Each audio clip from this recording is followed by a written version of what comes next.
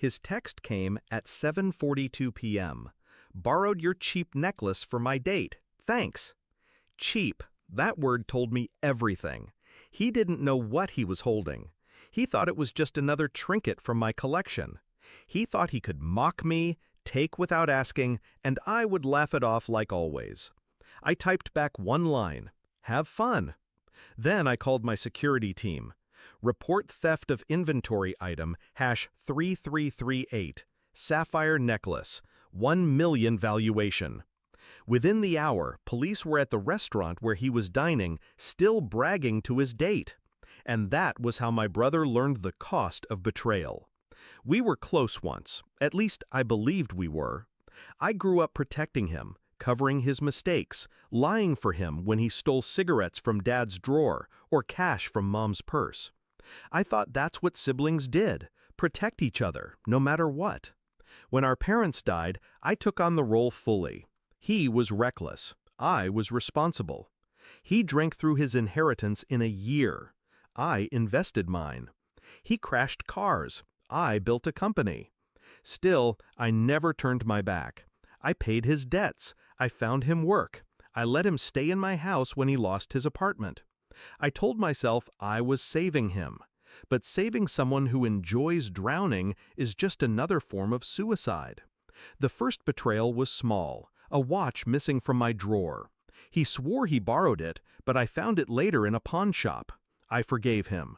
The second was money from my office safe. He denied it. I forgave him. But the third I didn't forgive. One night, I walked into my study and found him going through my locked inventory. The pieces weren't just jewelry, they were assets, securities disguised as beauty. He laughed when I caught him, drunk and careless. "You've got so much. What's one necklace?"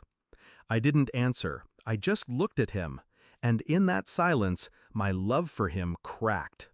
So when his text came, mocking, arrogant, I knew it wasn't just about the necklace.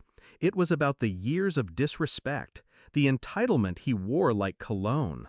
This time, I wouldn't forgive. This time, I would teach him the difference between cheap and priceless. The plan wasn't impulsive. It was clean, surgical. The necklace he took wasn't randomly chosen. Each piece in my vault was cataloged, photographed, insured. Inventory #3338, the sapphire, was one I kept on rotation for showings. Its insurance file was airtight, its valuation solid. All it needed was the theft report, and his arrogance provided that for me. I made the call. My team contacted the insurer. The insurer contacted the police. By dessert, the restaurant was surrounded. I wasn't there, but I saw the footage later.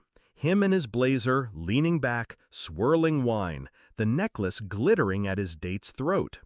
The officers approached the table, calm, professional. They asked for the necklace. His date froze, confused. My brother laughed, thought it was some mistake, until they pulled the paperwork. The look on his face, the exact second he realized I set the trap, was everything. They cuffed him in front of her, dragged him past the waiters, past the diners, past every pair of eyes in the room. And the cameras caught it all. He called me from the holding cell. "You set me up." His voice shook with rage. "No," I said evenly, "you set yourself up. I just gave the truth a little push."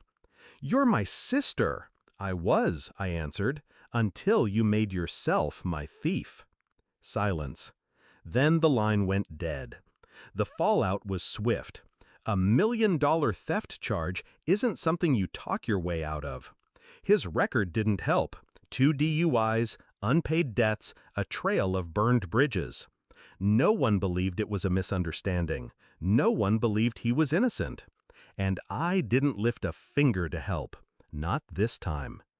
People ask me if it was cruel, if maybe I should have given him one more chance. But here's the truth. Cruelty isn't letting someone face the weight of their choices. Cruelty is allowing them to keep destroying you piece by piece while you smile and stay silent. I protected him my entire life, and he thought it made me weak. He thought my love meant immunity. Now he knows better. The sapphire necklace sits back in my vault now, secure, untouched. To anyone else, it's just another jewel. To me, it's justice crystallized. Proof that silence can cut sharper than rage. And when I open that drawer, see its deep blue fire catch the light, I don't think of him as my brother anymore. I think of him as the man who mistook my kindness for stupidity and paid the price. Because in the end, he was wrong about one thing. The necklace was never cheap, but betraying me was.